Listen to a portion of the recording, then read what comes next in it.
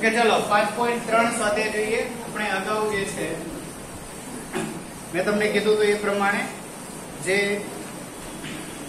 શક્યતા ઘટના સ્વરૂપે સંભાવના કેવી રીતે મેળવાય એ જોયેલો બરાબર, કે જેની અંદર આપણે કીધું હતું કે જે પરિણામ છે કોઈ પણ ઘટના માટેના બરાબર, એ ઘટના માટેના પરિણામ અને છેદમાં કુલ પરિણામ કરી દો ત્યારે તમને સંભાવના મળી. ઓકે, તો ઉદાહરણ 3 પણ આપણે જોયેલું ને, ઉદાહરણ 3 બાકી છે. ઓકે ચલો, ઓકે ઉદાહરણ 3 જોઈ લઈએ ફટાફટ. પહેલા સમજાવી દઉં હું તમને અને પછી જે છે લાસ્ટમાં આપણે સ્વાધ્યાય 5.3 ની શરૂઆત કરી દઈએ.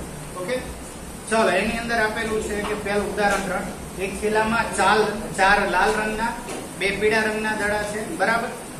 તો ટોટલ બોલ કેટલા થયા? અંદર 6 બોલ થાય. ઓકે, 4 લાલ અને 2 પીળા, તો 6 બોલ. હવે શું કીધું છે? થેલામાં જોયા વગર યાદચ્છિક રીતે, એટલે જોયા વગર બરાબર, આપણને ખ્યાલ ન હોય કયો બોલ છે એ રીતે પસંદ કરીએ તો લાલ રંગનો જ બોલ હોય એની સંભાવના કેટલી? તો લાલ રંગના કેટલા બોલ છે?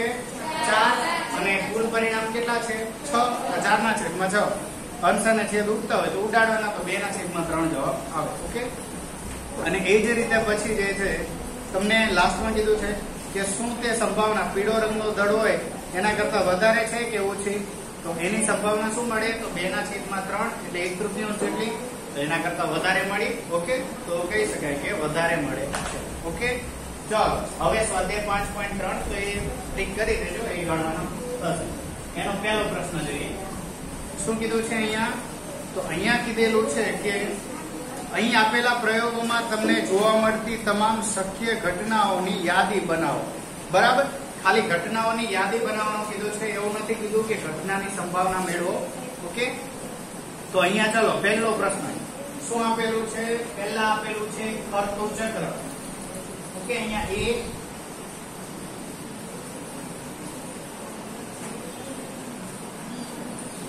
ચાલો બે જગ્યાએ A છે, B છે, C છે અને D છે. અહીંયા B ઉપર જે છે પોઈન્ટ આઉટ થયેલું છે બરાબર. હવે ફરતું ચક્ર એ માટે આવું આપેલું છે ફરતું ચક્ર. હવે શું કીધું છે કે પ્રયોગમાં જોવા મળતી તમામ શક્યતાઓની યાદી બતાવો. બરાબર, તો અહીંયા લખી શકીએ કે ચક્ર ફેરવતા આપણને જે મળતા પરિણામોની યાદી, તો અહીં ચક્ર ફેરવતા અથવા પછી ચક્ર ફેરવીને સ્થિર થાય એટલે જે જગ્યા હશે ત્યાં અહીંયા પોઈન્ટ આઉટ થાય બરાબર છે. તો એટલા માટે ચક્રને ફેરવતા મળતી સંખ્યાઓની યાદી, અથવા અહીંયા શું કીધું છે? જોવા મળતી શક્યતાઓ. ઓકે,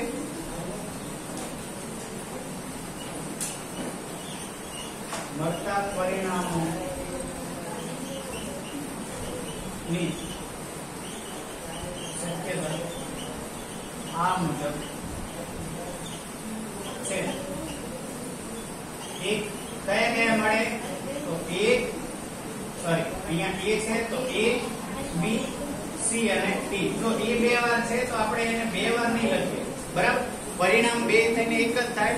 અહીંયા એની સંભાવના મેળવીએ ને ત્યારે એમાં ફરક જોવા મળે બરાબર. તો ટોટલ જે છે આ રીતના કેટલા પરિણામ મળે? તો અહીં કુલ 4 પરિણામ મળે. ઓકે, કુલ 4 પરિણામ મળે. ચાલો, એ થઈ ગયો પૂરો. B માટે જોઈ લઈએ.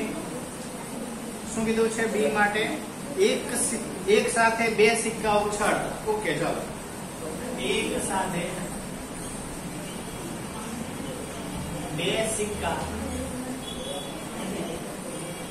ઉછાળતા જોવા મળતા પરિણામ આ મુજબ હશે તો હોય બરાબર. જો 2 સિક્કા એક સાથે ઉછાળો તો કેવી રીતના પરિણામ મળે? અથવા 2 માં હેડ્સ એટલે છાપ મળે બરાબર. શું મળે? 2 માં હેડ્સ એટલે 2 માં HH, કાં તો 2 માં ટેલ્સ મળે બરાબર, કાં તો TT એટલે ટેલ્સ એટલે છાપ, અથવા જે ટેલ્સ એટલે કાંટા. પછી એકમાં હેડ, પહેલા સિક્કામાં હેડ અને બીજા સિક્કામાં ટેલ્સ મળે.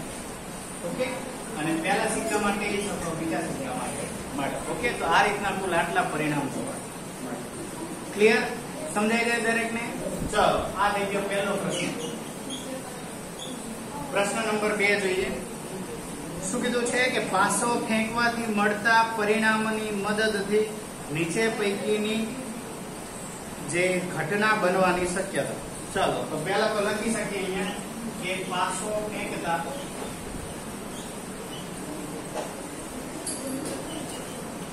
પાસો એકવાર ફેંકવામાં આવે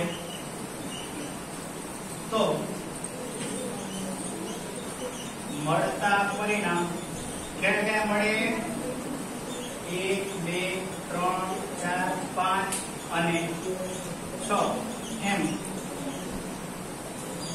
કુલ 6 પરિણામ મળે. ઓકે, કુલ કેટલા પરિણામ મળે? કુલ જે છે એ 6 પરિણામ મળે. આટલું આપણને એક ખ્યાલ આવી જાય. ચલો, હવે નેક્સ્ટ પહેલું જોઈએ. તો પહેલા માટે અહીંયા શું કીધું છે? પહેલાનો એ અહીંયા જે છે એવું કીધું છે કે પહેલું કે અવિભાજ્ય સંખ્યા હોય. બરાબર? તો અવિભાજ્ય સંખ્યાઓ કેટલી મળે? બધા લઈ લખીએ. તો કે અહીં પાસાને એકવાર ફેંકતા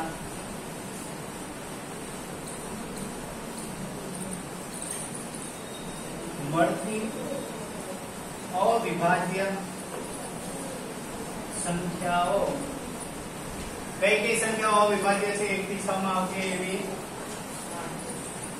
તો 2 3 અને 5 આ અવિભાજ્ય સંખ્યાઓ કહેવાય. બરાબર? એક અવિભાજ્ય નથી, એ તટસ્થ છે. એ વિભાજ્ય કે અવિભાજ્ય કઈ નથી. બરાબર?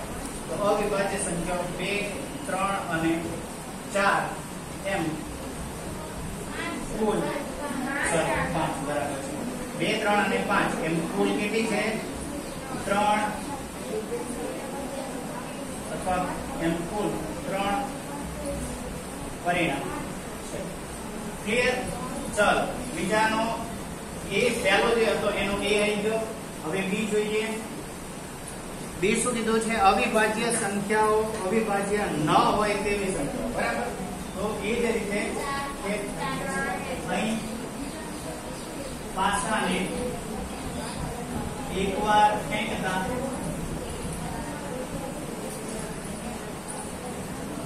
મળતી સંખ્યાઓ કે જે અવિભાજ્ય ના હોય તેવી સંખ્યાઓ કઈ કઈ મળે? અવિભાજ્ય. એક અવિભાજ્ય નથી ને, એક વિભાજ્ય પણ નથી કે અવિભાજ્ય નથી. જો એવું કીધું હોય કે વિભાજ્ય હોય તો એટલું 4 અને 6 આવે. બરાબર? પણ અવિભાજ્ય ન હોય એવું કીધું છે તો 1 4 અને 6 થાય.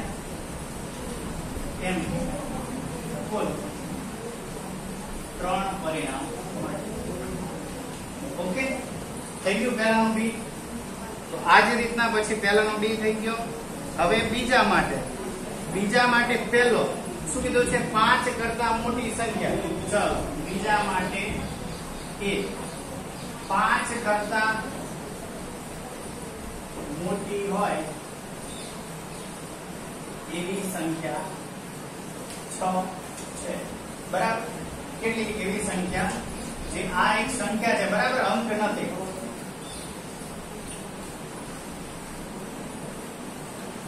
જે કુલ 1 પરિણામ છે. આ બરાબર? અને આની પહેલા લખવાનું. જો હવે હું સંક્ષિપ્તમાં લખું કારણ કે તમને બધું ખ્યાલ છે કઈ રીતના લખવાનું. તો આપણે એવું લખવું પડે કે એકવાર પાસાને ફેંકતા મળતી સંખ્યા કે જે 5 કરતા મોટી એવી 1 મળે. કઈ? તો 6. ઓકે, સંખ્યા 1 એનો ક્રમ છે અને 6 એ સંખ્યા. અને એ જ રીતે બી 5 કરતા મોટી ન હોય તેવી સંખ્યા. હવે જો 5 કરતા મોટી ન હોય એવી સંખ્યાઓ કેટલી થાય? 1 2 3 ને 4. બરાબર? 5 નો સમાવેશ નહીં થાય કારણ કે એવું કીધું કે 5 કે 5 કરતા નાની. બરાબર? અથવા 5 કે 5 કરતા મોટી ન હોય એવી સંખ્યા.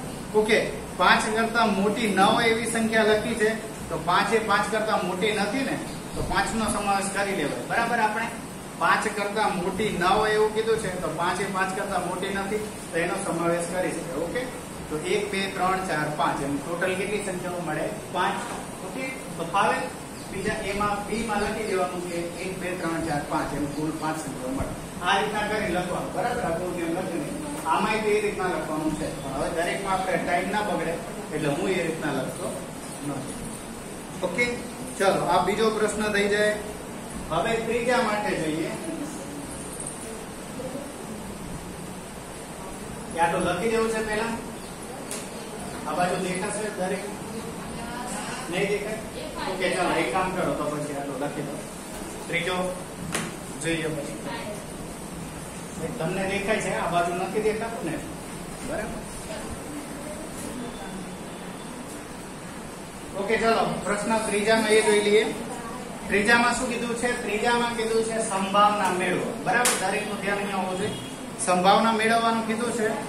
તો પહેલો એમાં શું કીધું છે? તો પ્રશ્ન 1 ની આકૃતિમાં જે દર્શક કાંટો છે, એટલે આ જે દર્શક કાંટો એ ડી ઉપર આવે ને એની સંભાવના, વૃત્તાંશ ડી પર સ્થિર થાય એની સંભાવના કેટલી? તો ચાલો પહેલા તો ફરતા ચક્ર માટે કુલ પરિણામ જો અહીંયા જે છે ગણતરી કરો ને કુલ પરિણામ ક્યારે કરવી પડે એની બે વાર. બરાબર, તો 1 2 એટલે આ 2 3 4 ને 5 એમ ટોટલ કેટલા પરિણામ છે? 5 છે. ઓકે, તો દર્શક કાંટો ડી પર સ્થિર થાય એવા પરિણામ આવજો. ડી એક જ છે. ઓકે, જો એ કીધું હોત અહીંયા તો કેટલા આવત? તો 2 આવત, કારણ કે એ 2 છે. બરાબર, પણ ડી એક જ છે તો એટલા માટે એને સંગત પરિણામ થાય 1. એટલા માટે જે કાંટો ડી પર સ્થિર થાય એની સંભાવના. હવે જો સંભાવના દરેક વખતે લખો ને ત્યારે ફરજિયાત આ લખવાનું. બરાબર, કે ઘટના માટેના શક્ય પરિણામ અને છેદમાં કુલ પરિણામ. તો અહીંયા જે આ ઘટના બને એના માટેના પરિણામ કેટલા છે? 1/5. આ એનું સૂત્ર છે. બરાબર, 1/5 એ જવાબ. એ જ રીતે બીજા માટે કે સરખી રીતે ચેપેલા 52 પત્તાની જોડમાંથી એક પત્તું યાદૃચ્છિક રીતે પસંદ કરતા એક હોય. હવે જો દરેકને ખ્યાલ છે 52 પત્તા હોય. બરાબર, એની અંદર 4 એકા હોય, 4 બાદશાહ, 4 બેગમ, 4 ગુલામ. એ જ રીતના દરેક વસ્તુ 4 હશે. બરાબર, 1 થી 9 જે અંક હોય, 2 થી 9, 2 થી 10 એ રીતે 4 હોય. અને કઈ રીતના? તો એક લાલ ફૂલની પછી જે છે કાળી અને ચરકટ કે ચોકટ કે જે કહેતા હોય. બરાબર, એ રીતના તો એ 4 હશે. તો અહીંયા એટલે જો પહેલા તો કુલ પત્તાની સંખ્યા 52. હવે એમાંથી એક પત્તું યાદૃચ્છિક રીતે પસંદ કરતા એક હોય એવા કુલ કેટલા પરિણામ? 4 એકા હોય. ઓકે, તો એમાં 4 એકા લાલ, કાળી, ફૂલી અને ચરકટ એક હોય. બરાબર, હવે તો એને પસંદ કરતા એકો હોવાની સંભાવના કેટલી? તો જો પહેલા સૂત્ર લખવાનું. બરાબર, કે ઘટના માટેના શક્ય પરિણામ જ્યારે તમે બાકી સીડબ્લ્યુમાં કેમાં લખો ત્યારે લખી દેવાનું. અહીંયા જયારે આપણે એકનું એક સૂત્ર વારે ઘડીએ ના લખીએ, ઉતાવળ થાય એના માટે એ રીતે નથી લખ્યું. તો 4/52 એટલે 1/13 મળે. ઓકે, એ મળી જાય. હવે એ જ રીતે પ્રશ્ન નંબર 4 એમાં શું કીધું છે? પ્રશ્ન નંબર ઓકે, આની અંદર જો ત્રીજામાં છે ને એક સી બાકી રહે છે. બરાબર, ત્રીજાનો સી. ચલો શું કહેવા માંગે છે જોઈ લઈએ.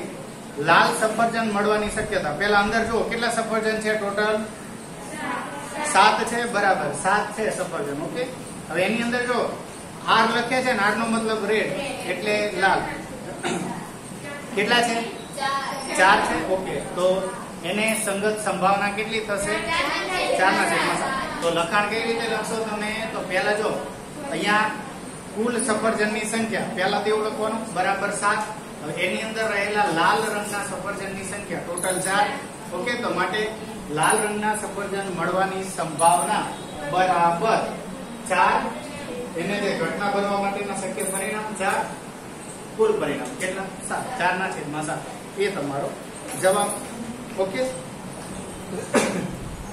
પ્રશ્ન નંબર 4 માટે ચાલો હવે શું કીધું છે? એક ચબરખી પર માત્ર એક જ નંબર લખેલો. એક ચબરખી ઉપર એક જ નંબર લખેલો છે. ઓકે, એવી 10 ચબરખી છે. હવે એમાં 1 થી 10 અંકો જે છે એ લખીને મૂકવામાં આવે છે. બરાબર, અને ખોખામાં શું કરવામાં આવે છે? સારી રીતે એને ભેળવી દેવામાં આવે છે. હવે જો એક ચબરખી છે ને યાદૃચ્છિક રીતે એટલે ગમે તેમ રેન્ડમલી એને પસંદ કરવામાં આવે છે. બરાબર, તો સંભાવના મેળવો. પેલું, ચબરખી પદની સંખ્યા 6 હોય એટલે એક સંખ્યા છે કઈ? 6. બરાબર, તો ઓકે, તો પેલા કુલ ચબરખીઓની સંખ્યા તો 10. હવે ખોખામાં રહેલી ચબરખી માટે એક ચબરખી યાદૃચ્છિક પસંદ કરતા 6 મળે એવી ઘટનાના પરિણામ કેટલા થશે? એક જ ઘટના એવી કે જ્યારે 6 મળે એટલા માટે ચબરખી પરની સંખ્યા 6 હોવાની સંભાવના. અહીંયા પહેલા સૂત્ર લખવાનું કે ઘટના બનવા માટેની સંભાવના છેદમાં કુલ પરિણામ, ઘટના બનવા માટેના પરિણામ છેદમાં કુલ પરિણામ એટલે 1/10. ઓકે. બીજું, ચબરખી પર લખાયેલ સંખ્યા 6 કરતા નાની. ઓકે, તો 6 કરતા નાની એવી સંખ્યા કેટલી? તો 1 2 3 4 અને 5. 6 એ 6 જેટલી થઈ જાય, તો 6 કરતા નાની કીધું છે, તો 6 નો સમાવેશ થાય નહીં. એટલા માટે કુલ પરિણામ કેટલા થાય? 5. 1 2 3 4 અને 5 એમ 5. એટલા માટે એને સંભાવના કેટલી થાય? તો 5/10 બરાબર 1/2 જેટલું થાય. ઓકે, આ બાજુ લખાઈ ગયું છે ને દરેકને? ચાલો.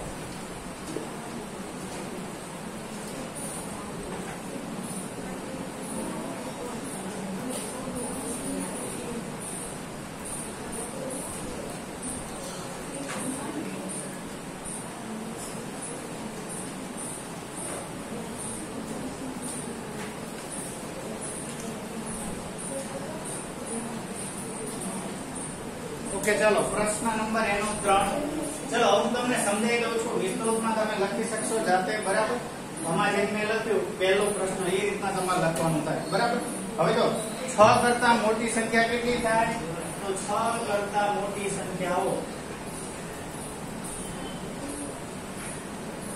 કઈ કઈ છે? 6 કરતા મોટી સંખ્યાઓ બરાબર 7 8 9 અને 10 સુધી છે. ટોટલ કેટલી સંખ્યાઓ થાય? તો 4 સંખ્યાઓ. તો એના પરિણામ કેટલા થયા? ટોટલ 4. ઓકે, હવે એની સંભાવના. ઓકે, સંભાવના બરાબર શું થાય? તો સંભાવના બરાબર તમારે પૂરેપૂરું લખવાનું. બરાબર, 4/10. અંશને છેદ ઉડાડો, 2 × 5 = 10, 2/5. ઓકે, આ જવાબ મળે. એ જ રીતે ચોથો પ્રશ્ન, ચબરખી પર લખાયેલ સંખ્યા 1 અંક વાળી હોય. એટલે ફાવે દરેક 1 અંક વાળી હોય. કેટલી સંખ્યા? 1 અંક વાળી. 1 થી 9 ટોટલ કેટલી થાય? 9 સંખ્યાઓ. બરાબર, તો 1 અંક વાળી સંખ્યાઓ કેટલી થાય? 1 અંક વાળી સંખ્યાઓ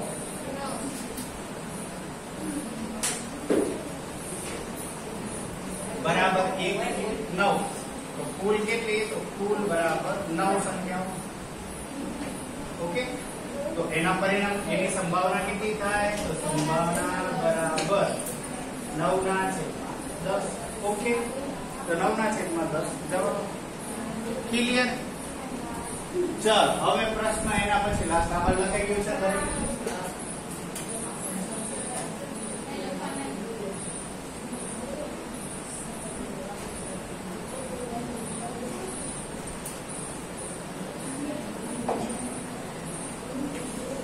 ચાલો પ્રશ્ન નંબર 5. અહીંયા શું કીધું છે કે જો તમારી પાસે 3 લીલા રંગના વૃત્તાંશો, એક વાદળી રંગનું વૃત્તાંશ અને એક લાલ રંગનું વૃત્તાંશ ધરાવતું ચક્ર હોય. બરાબર, તો કે અહીં એક ચક્ર માટે 3 લીલા રંગના, એક વાદળી રંગનો, પછી એક કયો રંગ?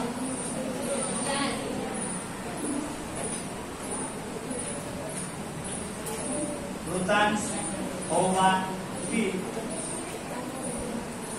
કુલ વૃત્તાંશની સંખ્યા કેટલી થશે? કેટલી થાય? જુઓ તો 3 1 4 1 5 થાય. ઓકે, તો આ રીતના હશે. બરાબર, વૃત્તાંશ 1 3 4 ને 5. એમાં જો 3 લીલા એટલે ગ્રીન, તો 1 2 3 ગ્રીન, પછી એક વાદળી એટલે એક બ્લુ અને એક રેડ. ઓકે, તો આ રીતના વૃત્તાંશ હશે. બરાબર, આ રેડ છે. હવે શું કીધું છે? તો હવે એમ કીધું છે કે ચક્ર હોય તો લીલા રંગનું વૃત્તાંશ મળવાની સંભાવના. ઓકે, લીલા રંગનું વૃત્તાંશ મળવાની સંભાવના કેટલી? ઓકે, તો કે અહીં